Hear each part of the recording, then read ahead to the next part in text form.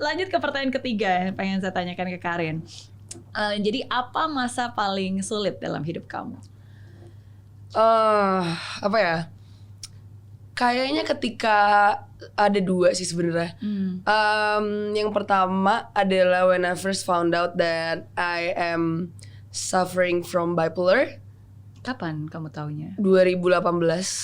Oke. Jadi kayak pada waktu itu kayak ironisnya keluarga aku itu kan keluarga dokter lah, tapi ironisnya adalah pada waktu itu my mom and dad saking mereka lumayan kental ya dengan agama, ya seperti orang tua pada umumnya gitu loh, orang tua Indonesia pada umumnya yang dimana kayak kalau kita lagi stres ya kamu sholat gitu loh. I mean kalau ini menurut gue ya, menurut opini gue, agama itu kan tujuannya adalah untuk membuat orang damai, tentram.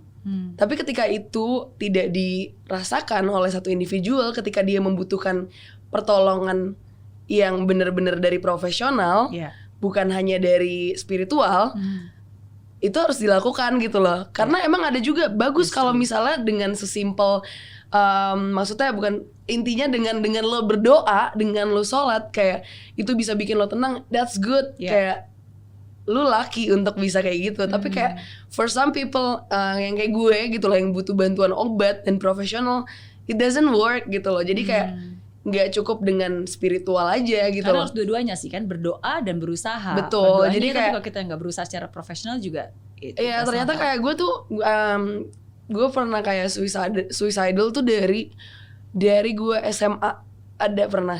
Cuman pada waktu itu I didn't know that gue tuh bipolar dan juga suffering from anxiety disorder. Dan itu gue nggak tahu karena gue nggak ada bantuan dari profesional dan gue juga nggak di guide untuk kesana gitu loh.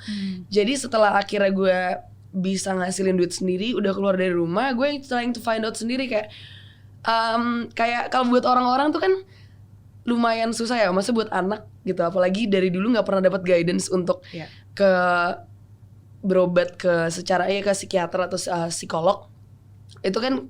Dan mereka juga, kita tinggal di dalam apa ya, lingkungan yang dimana menganggap bahwa mental illness is just bullshit gitu loh.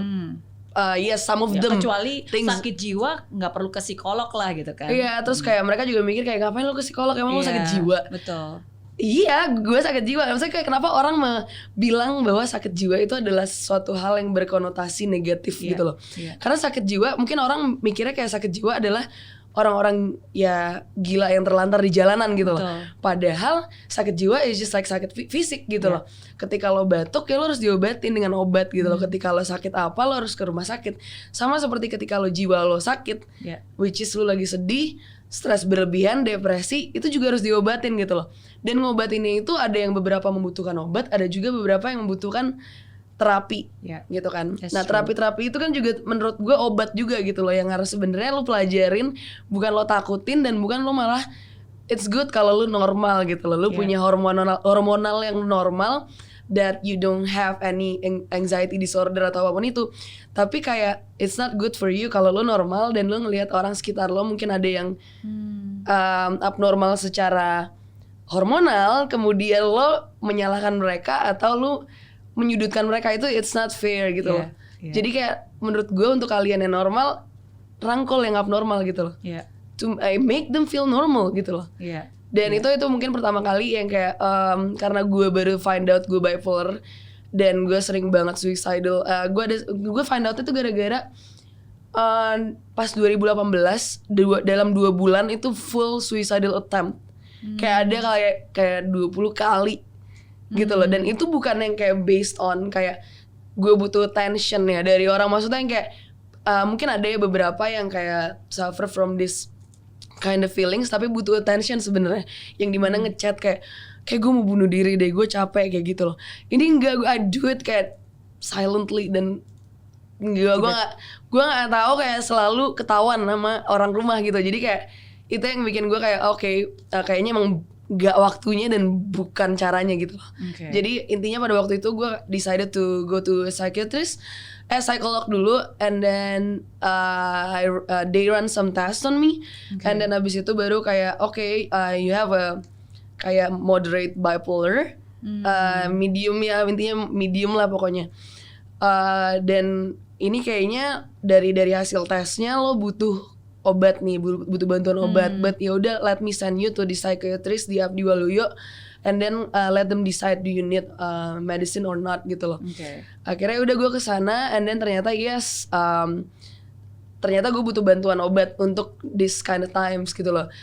Dan bipolar itu kan bukan sesuatu yang bisa disembuhkan ya. It's just it grows with you gitu loh. Gradually juga. Dan kayak gue baru tahu kayak ternyata maksudnya pada waktu itu orang kan sering banget bercandain tentang kayak kalau misalnya lu lagi moody kayak ngapa sih lu bipolar ya?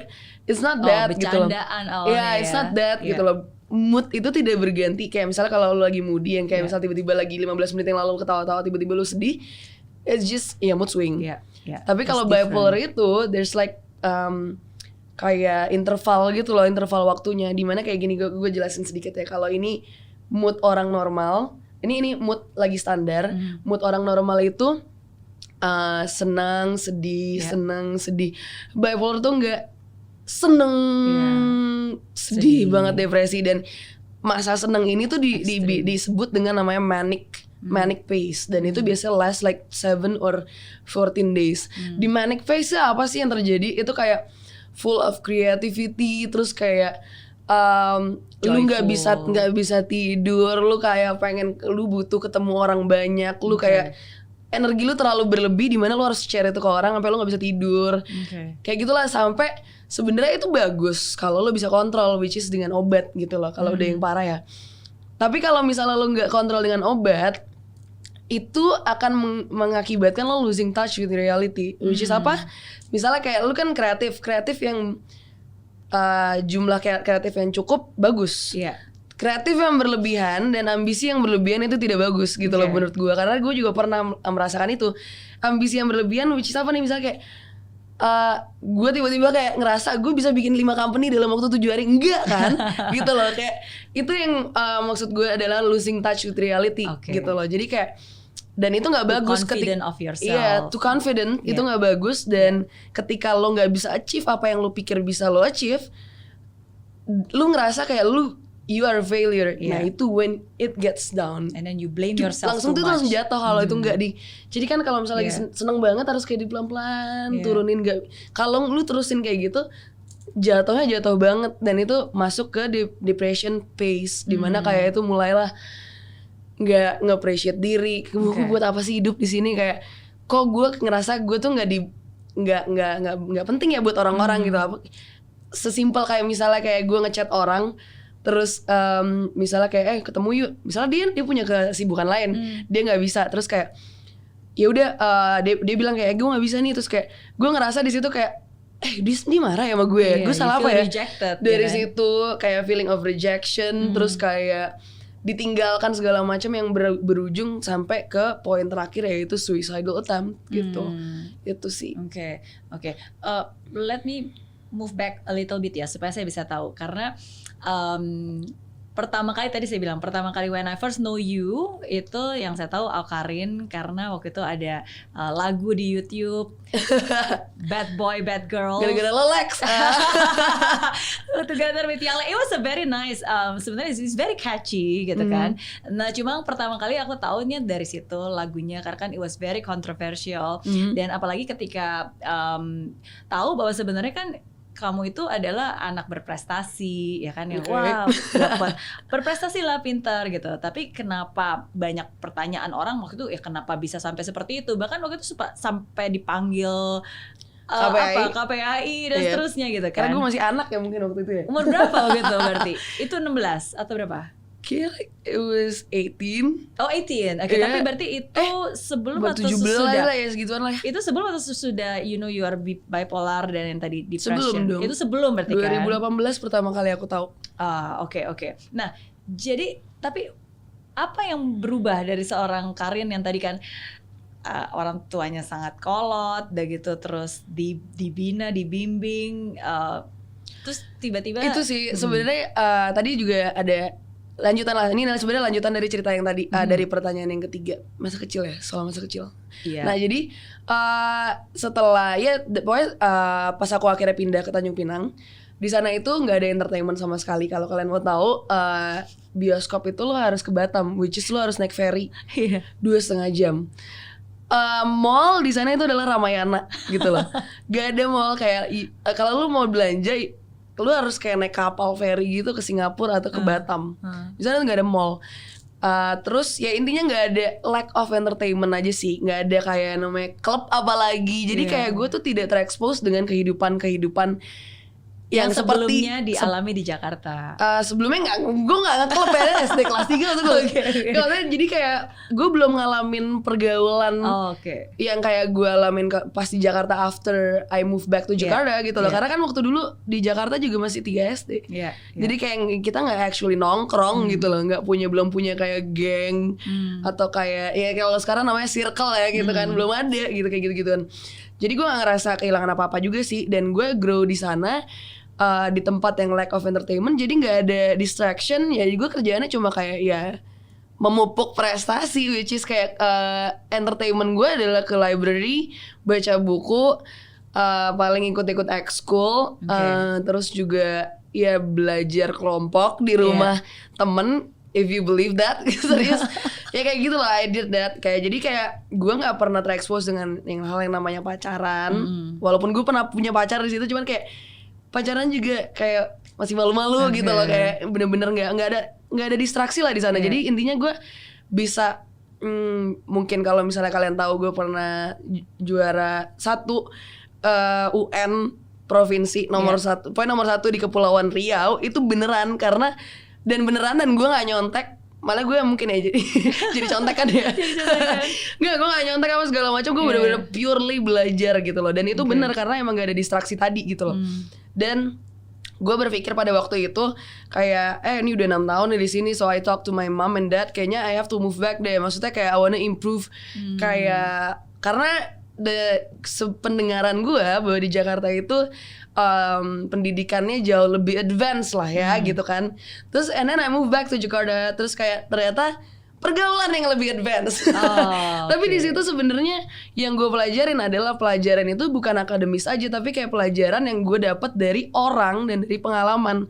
Itu menurut gue adalah guru dan mata pelajaran yang paling baik sih, ketika gue akhirnya berhasil untuk gue nggak ngerasa gue itu adalah sebuah kegagalan dari yang tadinya berprestasi jadi mungkin you name it lah, mungkin lo bilang kayak gue nggak bikin prestasi lagi gitu loh dalam hal akademis.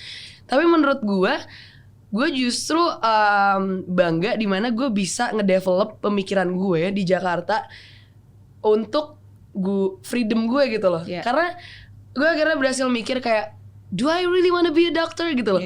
Kayak I don't think so. Kayak kalau misalnya dokter itu kan lumayan lama ya kuliahnya, nggak kuliah pada umumnya.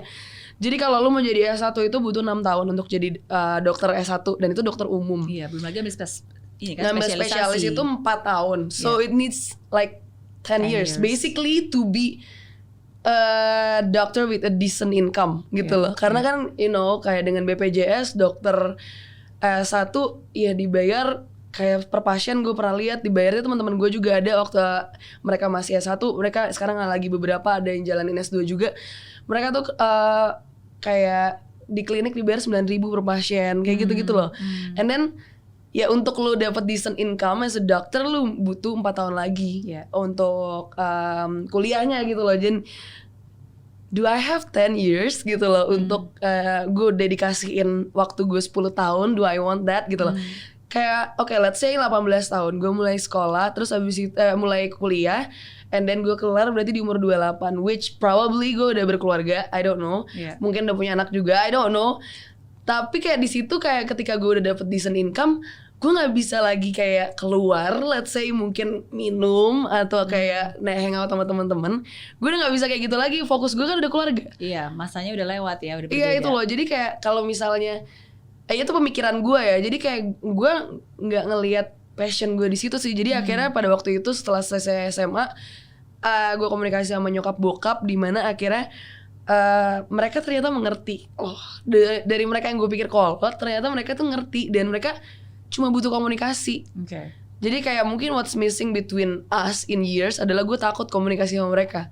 Ternyata mereka bisa diajak komunikasi. Iya, jadi asumsi yang kamu pikir kayaknya mereka pasti nggak mau nih, nggak ngizinin. Iya, apalagi kan over years mereka cara ngedidik aku kayak gimana, I don't think mereka mau lah diajak diskusi gitu. Ternyata mau. Dan hal yang gue pikir kayak one of the biggest thing, kayak udah selama 18 tahun ini gue dididik untuk jadi itu, terus gue bilang nggak mau, and then mereka was okay with it. Itu menurut gue kayak okay, what? Which sebenarnya gue nggak ngerasa I'm a failure sih, karena gue sekarang bisa sukses di mata mereka dengan jalan gue sendiri. Dan itu sebenarnya yang ngebuka mata mereka juga, bahwa kayak akhirnya my dad actually talk to me kayak, ya emang udah nggak bisa lagi ya ternyata, maksudnya kayak papa tuh berpikir seperti kayak bagaimana papanya papa dulu ngajarin papa gitu loh. Karena sekarang ya udah beda zamannya gitu loh. Jadi kayak ya dia ngomong kayak gitu sih ke gue. Jadi kayak okay. That's true. And I personally don't think that you're a failure. Karena kan failure itu ya gagal di mata siapa, menurut cara pandang siapa, menurut ukuran siapa. Menurut kan, tolak ukur apa sih? Kayak kalau misalnya lu ngomongin akademis, okay fine gitu. Cuman kayak menurut gue secara kehidupan, which is dalam buku kehidupan, I am not a failure. yes you are definitely not. Ini cuma pilihan hidup aja yang berbeda kan, karena kalau di pemikiran orang oke, berprestasi mungkin kalau gitu udah ada bayangan nih profesinya bakalan seperti ini, dan ketika kamu milih jalur yang berbeda, ya sometimes itu ya berbeda aja kotak-kotaknya. Tapi kan hidup ini nggak harus kita kotak-kotakan, apalagi dikotak-kotakan oleh orang lain. Itu kan memang persepsinya mereka aja gitu. Nah, tapi berarti dari situ itu berarti papa mama kaget nggak ada lagunya di awal ya sempat kayak gitu. Tapi ya udah kan over years yang tadi gue bilang, proses tadi sih sebenarnya yang matters for them. Jadi itu masa-masa proses pendewasaan kamu, pencarian jati diri, mencoba untuk mandiri, dan disitulah akhirnya mungkin you discover yourself that you have kayak that kind of akhirnya mereka ngerti sih kayak ternyata bandelnya anak muda sekarang, bandelnya anak Gen Z itu bukan yang kayak dulu kita yang kayak cabut dari rumah, nggak pulang malam gitu-gitu. Sekarang tuh udah yang kayak involving technology gitu loh, which is ya gitulah. Intinya mereka udah sadar akan hal itu sih. Itu hanya bentuk dari cara kita mengekspresikan diri ya. Sebenarnya tapi sesuai dengan liriknya juga kan. Yang penting mandiri, gak nyusahin orang lain. Yang penting dan bisa berprestasi. tapi tak pakai narkoba guys. Masih hafal ya? Masih hafal. Nyanyiin dikit dong, masih hafal ya? Masuknya jadi back sound. Okay. I'm a bad girl. Nggak, udah dah. Tuh liat tuh soundman lu ketahuan. Okay, but it was very catchy. Dan to be honest, kalau benar-benar ngeliatin liriknya, of course kita mensensor bagian kata-kata yang mungkin memang berbeda, tapi it was real, it was meaningful, it was real gitu. Okay.